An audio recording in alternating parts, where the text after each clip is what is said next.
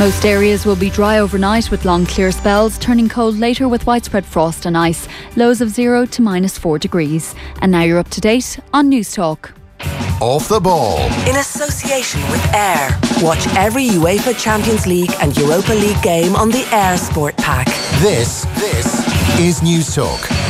Welcome along, everybody. You are most welcome to Tuesday evenings Off the Ball. It's good to have you on the radio, or equally if you're watching on Facebook Live, on Twitter, on Periscope, the usual places where you get us in vision, as with OTB AM every morning, 7:45. That's where you get the boys as well, Owen and Gerald, the team, every morning here on Off the Ball, Monday to Friday. So tonight's show is a slightly eclectic one, I think. We have the boxer Anthony Crolla from Manchester. Lots of you will know him, who beat the odds en route to a world title a number of years ago. He's going to join us after 8.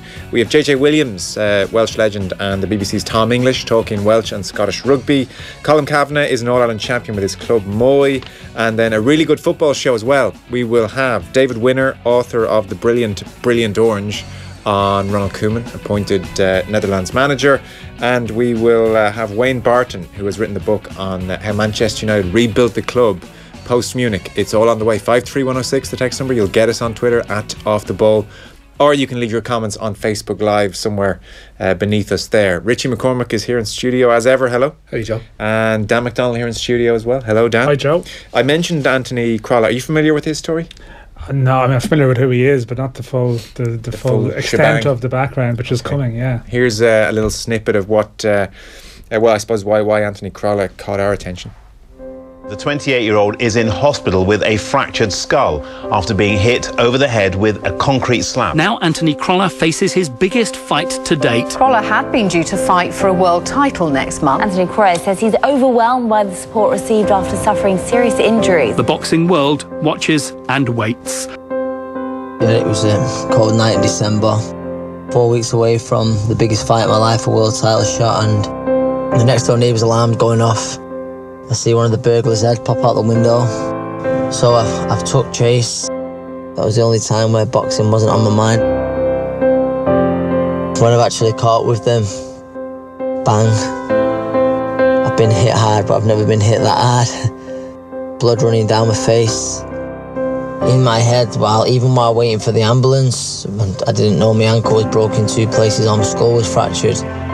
I was just thinking about this fight. A few hours later, obviously, they told me that I wouldn't be fighting for the world title. It really did feel like the end of the world. I did get told if the slab hit me at a different angle, then I very easily could have been dead. I remember laying in the hospital bed and seeing, God bless him, some old man. He didn't look like he had too much longer to live. And I always remember thinking, there's always someone out there worse than you. The 2 lads who done it, I don't know who they are. I probably never will find out who they are. But those people, listen, I forgive them. I'm in a better place now than what I've ever been. And I really hope that they are too. I hope they've managed to turn their life around. That was the promo that went out on Sky before he worked his way back from a fractured skull. I'm no doctor, Dan, but fractured skull for any person, not least a professional boxer, is a definite issue to overcome. But he worked his way back, somehow got cleared to fight again eventually, and ultimately went on to win a world title. So he's going to join us after 8 o'clock. Also an interesting story, we had Ray Mancini a couple of months ago, who killed a man in the ring. Anthony Crolla as well, on his way up the ranks, ended a fighter's career, put him into a coma, had that horrific experience as well. So he's got a story to tell. A very likeable fella, big Manchester United fan, is very friendly with Wayne Rooney, who was impressing a lot of people last night. We were in here, but I just know from looking at Twitter, an awful lot of people were saying they thought Wayne Rooney came across very well on Monday Night Football last night in Sky. Did you see? Yeah, I saw not the full show, but certainly the last hour or so, which was more the Wayne Rooney tribute special. I think some of the reports suggested he might have been a bit nervous earlier on, just maybe around the basic analysis, because you do worry sometimes about the current player going into that scenario. Worry is maybe the wrong word, but you wonder, are you getting a sort of an inhibited version of them, you know? But he sort of managed to handle stuff about Conte afterwards quite well. But when it went into a discussion of his own career and his own career highlights and reflections on players he played with and stuff like that, he loosened up, you know. And I mean, he's maybe not completely a natural at it, but you can tell. I mean, and as someone said after, I think it was actually Stephen Elliott on Twitter pointing out, well, someone who's played at the top of the game for that long, they have stories, they have insight. Sometimes they don't realise how much they actually have, and look, what's ordinary to them is sort of extraordinary to other people. There was a little story, I think, about, you know, a row he had with Roy Keane when he went to Manchester United first. I'll stop you there. Oh, it was almost like we planned that, Joe, which we most certainly had not. Do not give us too much credit. That was not planned. So, well, that was the only clip we had that the lads picked out. So if you didn't catch it, I think it's doing the rounds on social media today, but if you didn't, this was one of the excerpts from Rooney last night. Did that phase you going, you mentioned these players you're going with, let's not, you're only 18. Did it sort of phase you in any way? It didn't seem like on the pitch, but I'm talking in the dressing room with these big characters, Roy Keane, Gary Neville coming in there. How was it going into that dressing room? Yeah, it was obviously a bit nervous when you first walk in, but I knew from the England squad, I knew, you know, Rio, Wes Brown, Scholes, guys. So I was quite comfortable in going into the dressing room. And then I always remember my first away trip having an argument with Roy Keane. And I think... What was it about? From then, we were watching... Roy was watching the rugby the night before we played Newcastle away.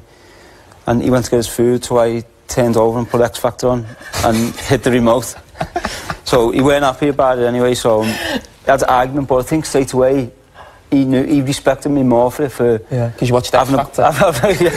No, but for having to go back at him. And who won that argument? And no, it just come to a conclusion and ended, but I think he looked at it and he respects the fact that I was big enough to have a go back at him. I wouldn't mind getting the Roy Keane version of, did you respect it? Did you think I like this guy straight after that?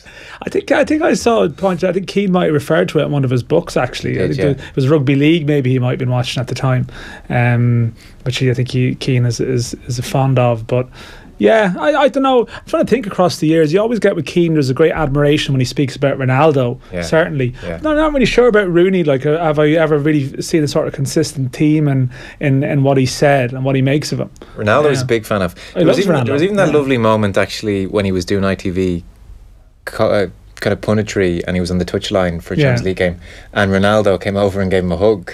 And Keane was almost blushing, smiling, and well, you know, because Ronaldo's become such a superstar, and it was, I think, it was kind of nice even that Ronaldo still came over and gave Roy a hug, and even he couldn't help but smile. Well, I suppose with Ronaldo, he probably respects the fact that he you know, Ronaldo drains everything out of his career. You know, his attitude, his training every day. I guess we don't know what his full take would have been on Rooney and the sort of the trajectory of his career. I'm not even sure what my take on Rooney is, you know, and I saw that Stephen Elliott tweet that you referenced where he was saying, why are people surprised that Wayne Rooney knows a bit about football? And you know, when you put it in those terms, the presumption of Rooney is that he just spends the day dribbling and that he's not like an intelligent being in the slightest, whereas in actual fact he's an adult who's operated at the biggest clubs for the past decade and a half, and he's got to have something about him. As Dan mentioned, he's not only a bank of stories, but just a wealth of experience that you can draw upon in his day-to-day life. A mixed bag, I suppose. But like he's like, people might think he wouldn't be bright because they think of sort of stories he's been involved in off the pitch, stuff like lapses of judgment or whatever. Well, but the super intelligent people, you know, they're guilty of that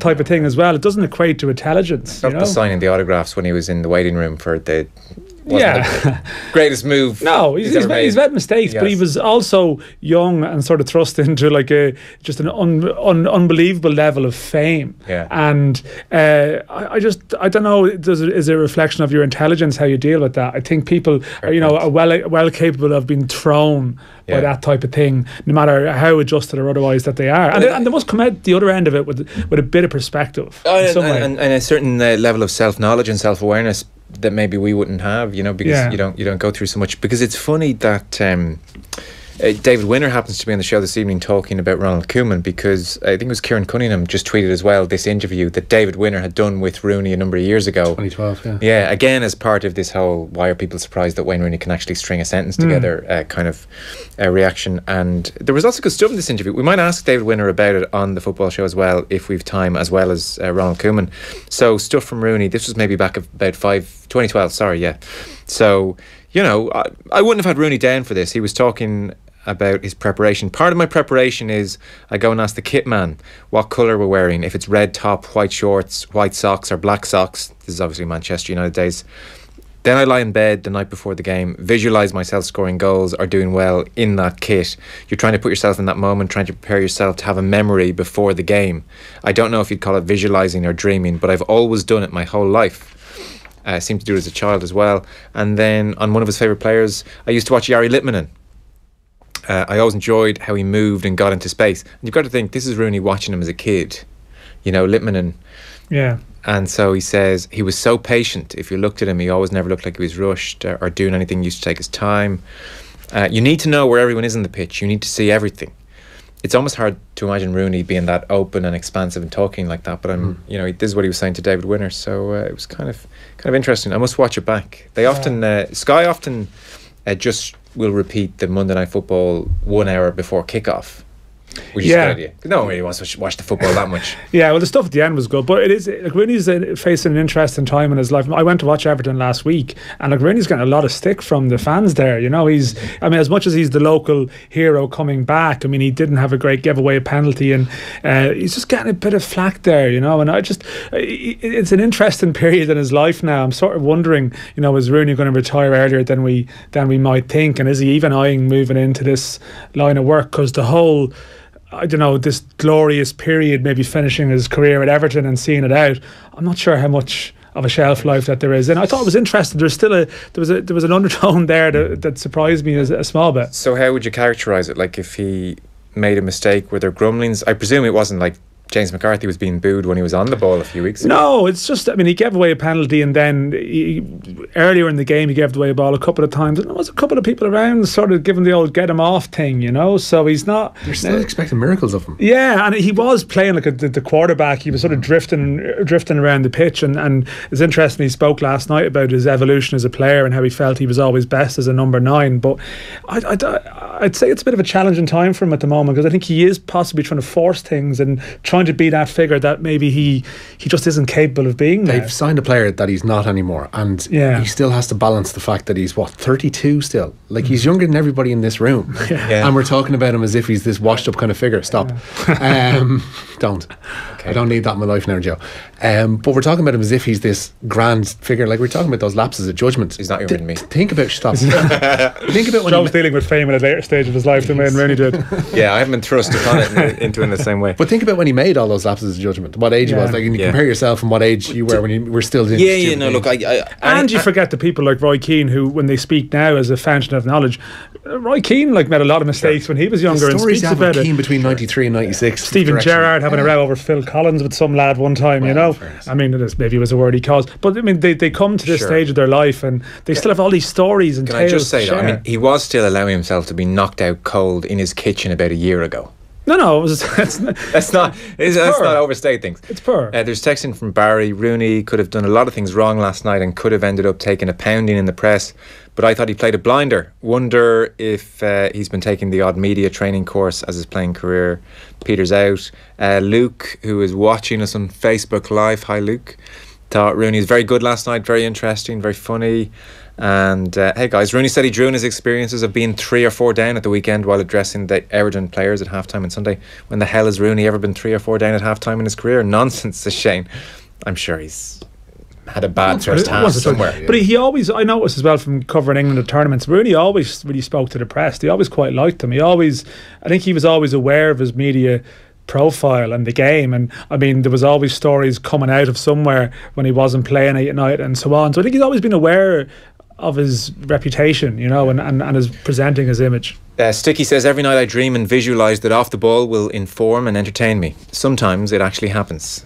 Sticky. Thanks, Sticky. Thanks, Sticky. Well, let's if we can't entertain, we can manage information, which is where you come in, Richie McCormack. Yeah, to a degree. The cold weather altered Ireland's preparations for Saturday's Six Nations meeting with Italy. A frozen pitch at Carton House meant the squad couldn't train on it outdoors until this afternoon. Meanwhile, Ian McKinley could make his Six Nations debut for Italy against the nation of his birth on Saturday. The former Leinster at half has been included in Conor O'Shea's squad of 26 for the game at the Aviva. And Ireland back row Peter O'Mahony was today outlining where Ireland need to improve from Saturday's narrow victory in Paris. We had 1 or 2 that we weren't happy with, but as a whole I thought our set piece was functioned very well. Scrum was was good. But again, we've got to we've got to build on what was good and have a look at the small things that we can fix and take them into the weekend. We didn't talk too much about the other games last night on Monday Night Rugby, really, because it was so amazing in Paris. But we'll get the word from the Welsh legend JJ Williams and BBC Scotland's Tom English in about 15 minutes time or so, contrasting fortunes for the Welsh and the Scottish Wales at Twickenham this Saturday. So Munich anniversary. Yeah, Manchester United fans, staff and players past and present gathered at Old Trafford today to mark the 60th anniversary of the Munich air disaster. 8 United stars, including Cabra's Liam Whelan, were among the 23 people who died on this day in 1958 when their plane crashed as it took off in the snow. The team had just played a European Cup tie against Red Star Belgrade. Ceremonies were also held in Munich itself today, where Dennis Irwin was present. It's an amazing turnout from our supporters, I got to say that. I know a lot of them make an annual pilgrimage out here. I mean, there's hundreds, absolutely hundreds out here. Pay respects to, obviously, the darkest day in the club's history. Antonio Conte? Yeah, Chelsea boss Antonio Conte reportedly handed his squad an extra 2 days off following last night's thrashing at Watford. The 4-1 defeat came just over a week after the reigning champions lost 3-0 I should say, at home to Bournemouth. The Chelsea board met today, but Conte's job was not on the agenda, and he's concerned fatigue is playing a role in his side's poor form, but insists he's not worried about his own job security. I'm not worried about my job. I work every day and I give 120%, okay? If this is enough, it's okay. Otherwise, the club can take a different decision, but I'm not worried. But it's very difficult because every day, every press conference you ask me, are you worried about your job? No, I'm not worried. Tomorrow is another day. Wow, that's the best his English has ever been. Yeah. It's like he decided, I want to make a point, I'm going to stop faking how bad my English is now. It's almost like you might need another job soon, to get out there. And I noticed he's upped his effort levels to 120%, which is a 10% increase on the standard 110%. Yeah, that's when you know it's hardcore commitment. What do you make of this Conte situation? Well, I sort of would agree that he's not worried. I wouldn't imagine worried about his job would be an emotion, because from listening to his comments last night, it's not that he's given up, it's not that he's resigned to anything, but I think he's not been shy about making it clear really what he feels about the way in which the club has managed things this season in terms of personnel and so on. You don't have to be a genius to read too far between the lines to see that, and I don't think his reputation has really been damaged that much by what's going on. Now, interestingly, like both Rooney and Jamie Carragher last night were speaking about almost excuse making and how it sort of smacked of that a small bit, and maybe there's an element that he's not essentially worried, but he's possibly just signed himself out of this process, but he knows that everyone is going to interpret it as, well, that's Chelsea. Yeah, that's what happens. We have football tonight, Rich. Yeah, we do. There are 3 more places in the FA Cup 5th round to be decided this evening. A home tie with Manchester United is the carrot for Birmingham and Huddersfield, who meet at St Andrews. Sean Scannell's on the Huddersfield bench there. League One strugglers Rochdale, they play host to Millwall, with the winners at home to either Tottenham or Newport County. They meet tomorrow, of course. Former Sporting Fingal midfielder Sean Williams starts for Millwall tonight. Both of those games 7:45 starts, while Notts County are looking to reach the last 16 for just the second time in 26 years. They travel to Swansea, with the winners away to Sheffield Wednesday. That one has an 8:05 kickoff. The Premier League says they're open to the possibility of introducing a winter break in principle. The Times reports that they could be confirmed as early as next week when a new TV rights deal is agreed. The Football Association previously said it wouldn't be possible until the end of the current contract in 2019. Heading back to the rugby, George North will be on the bench for Wales when they take on England at Twickenham in the Six Nations on Saturday. The wing has been judged fit enough to come in as the only change to the squad that thrashed Scotland 34-7 last weekend. It'll be the same starting 15 from their opener in Cardiff, which means 10 Scarlets players, and head coach Warren Gatland says Liam Williams was close to a return from injury, but he wasn't risked. Exciting news. This is the quality of researcher, producer we have on this team. I am reading from Roy Keane's book. Informing and entertaining here. Yeah. Fans always get a lift when a big signing comes, and so do players. When Wayne Rooney walks into the dressing room, it lifts everybody. He arrived for the start of the 04-05 season. He was a top player. I'll say no more. For the double. Immediately, I knew that from the first training sessions. We played against him. His ability was easy to spot. I probably didn't warm to him as much as I had to Ronaldo. His boy. Wayne was a bit more streetwise. He was a scouser. All right, lads. Yes, he has in. Wait, what? He says he was a scouser. All right, lads. No, I think that was an impression. I think that was an impression. Was it? I think so. Go on, give it to me then. Do it properly. No, to give it another go there. I'm going to hear your one. All right, lads. All right, lads. That was a bit better. That's quite good. You have to warm up to these things. You can't just go straight in. He was straight in with the crack. Ronaldo was a bit more innocent. He acted like a 17-year-old, while Wayne seemed older. Well, Wayne had done things. The only time I had a disagreement with Wayne, it had nothing to do with a pass he should have given to me or a tactical switch. Here we go. We were in a hotel Friday night before a game. I forgot where. Newcastle away didn't really register too long in Roy Keane's memory. The team would always sit down, have a meal together at about 7 in the evening. There was a big TV in the room. I was into rugby league. Dan, well remembered. There was a big game on. I went to the toilet, came back, and someone had changed the channel to something else. Something stupid. I can't remember what it was. He bloody well can. Yeah, he knows. A few of the players were sitting there, giggling away. I said, "Where's the rugby league?"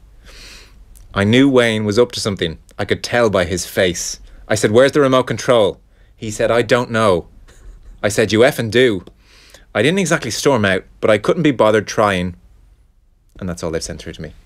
It's imagine. Can I get page 41 here, people? This was the guts of a full page in Roy Keane's autobiography. Sorry, 2 pages. I've only page 40. This would have been pre-UTB round, would it? Or oh, yeah. 04, 05. Yeah. But it's the year Roy gets kicked out, isn't it? 05? Is it 05? Yeah, because I'm trying to think. Yeah, because I think he joined Celtic to 06, I think. Yeah. Okay. Well, I mean, page 40 ends with, I didn't exactly storm out, but I couldn't be bothered trying. I'd imagine that's a hell of an anecdote. That is a hell of an anecdote. It's good stuff, isn't it? So anyway, so it's brief aside. Where are we going next? We'll head to the Sigerson Cup. UJ became the first side through to this year's semi-finals in the competition. Goals from Ryan McAnaspey, Lee Brennan, Rory Brennan and Ronan McNamee helped the Jordanstown College to a 4-6 to 11-point win over UL this afternoon. Latest score from Austin Stack Park in the second of tonight's quarter-final sees DIT leading IT Tralee by 2-10 to 4 points. A man who brought a lot of joy and a lot of sunshine to the summer of 2 years ago, Scott Evans, the 3-time Olympian, announcing his retirement today. The Dubliner broke new ground in Beijing in 2008, becoming the first Irishman to represent Ireland at badminton at an Olympic Games. Evans won his first Olympic match at Rio 2 years ago before eventually placing 9th overall in that competition. Yeah, amazing career. We'll speak to him at some stage. He's a really engaging personality, Scott Evans, really driven. I know the OTB boys were on to him, trying to get him on, so keep an eye out for Scott Evans, I'm sure, in the near future. St Pat's and Bray Wanderers have been among the clubs to confirm they've received Premier Division licences for the new season. Double champions Cork City have also confirmed their licence this evening, to no surprise. Meanwhile, midfielder Conor McCormack has been confirmed as the new Cork City captain, and the Premier Division season begins a week on Friday.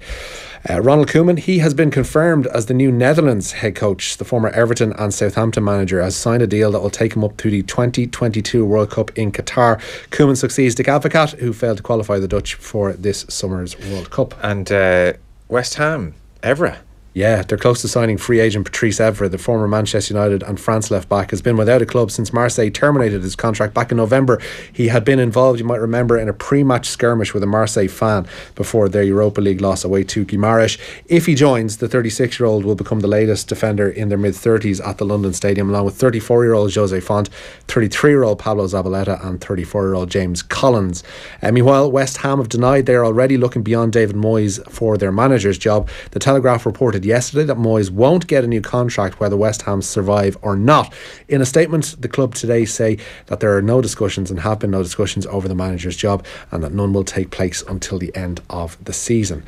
Connacht, they will welcome a number of players back from injury for Friday's Pro 14 meeting with the Ospreys. Finlay Bealham, Craig Ronaldson, Sean O'Brien and Andrew Brown, and indeed Steve Crosby among the players available to Kieran Keane again. Meanwhile, the province say Ní Adeolacan is making good progress with his hamstring injury. He could return later in the month. Craig Gilroy is back in contention for Ulster, and Friday's meeting with Southern Kings in the Pro 14. The winger has recovered from a fractured cheekbone that he suffered in their Champions Cup win at home to La Rochelle last month. But Andrew Trimble and Peter Nelson them have joined the province's lengthy injury list. Are you going to watch the Winter Olympics, Dan? Are you into that sort of thing? Sort of what's the time difference going to be like this time? It might be on early morning, wouldn't it? Yeah, I think it'll be similar to 2002. The World Cup. Then I probably will watch some of it. It depends on the timing. Like, sort of start the day, get a bit of curling in. Some breakfast skeleton. Yeah, breakfast. The skating, the speed skating could be pretty exciting. A few thrills and spills, you know. Your choices are Lorraine, Holly and Philip on This Morning, or... It's an insight into your, You can't just start judging everything through the presenters, Joe. You know, it's about the performers, the athletes. Surely you should be bigging up Ireland AM, no? Ireland, yeah, no, of course, yeah. But I've never really got into it. There is a ringing endorsement. Stop. Come on, come on. You're not going to be replacing Mark Cagney anytime soon. I've never really got into the Winter Olympics. No, you see, it's not a continual thing. You don't follow the curling exploits beyond the thing. You just kind of dip in and out for that 2-3 weeks that it's on, and you kind of enjoy it for what it is. No, I'm going to make crack. Yeah, okay. Sorry, there was a story. That's why I brought this up. Yeah, there'll be a hearing tomorrow to decide if 32 Russian athletes can compete as neutrals at the Winter Olympics in Pyeongchang. They've appealed against their exclusion from the event. 28 Russians who successfully had their life suspensions lifted by the Court of Arbitration for Sport last week are among them. 43 were banned by the IOC following an investigation into allegations of doping at Sochi in 2014. And despite Russia being banned from the Games, it's expected 168 Russian athletes will compete in South Korea under a neutral flag, as you do. Okay. So, the Off the Ball Roadshow in association with Heineken Rugby Club returns Friday 23rd with a Six Nations special at the Mansion House in Dublin, all in association with HeinekenRugbyClub.com. Off the Ball's Brandon Driscoll, Keith Wood and the rest of the team will be there. It's the eve of Ireland versus Wales, and we'll also be joined by Welsh and Lions legend Martin Williams and former French back row Serge Betson. You'll also have the chance to win some really good prizes on the night. To win a pair of tickets to come along, just tell us how many Welsh international caps does Martin Williams have. Text the word rugby, your name and answer to 53106 for 30 cents, and we'll announce the winner later on. So that's the Off the Ball Roadshow in association with Heineken Rugby Club, Friday, February 23rd at the Mansion House in Dublin. You can, if you don't win the tickets in the competition, you can go to offtheball.com/events for ticket details. So offtheball.com/events for ticket details. Over 18s only. Drink Heineken sensibly. Visit drinkaware.ie. Now, we're going to talk rugby after the break. We have JJ Williams, another Welsh legend, and the BBC's Tom English to give us the verdicts from Scotland and Wales. Off the Ball on News Talk. In association with the Air Sport app, allowing you to cast your favourite sporting action from your tablet or mobile phone straight to your TV. News Talk Breakfast. 81-year-old great-grandmother Evelyn Williams, who, if you're watching Ireland's Got Talent this weekend, you will know absolutely stole the show. I feel like a real celeb. Yesterday,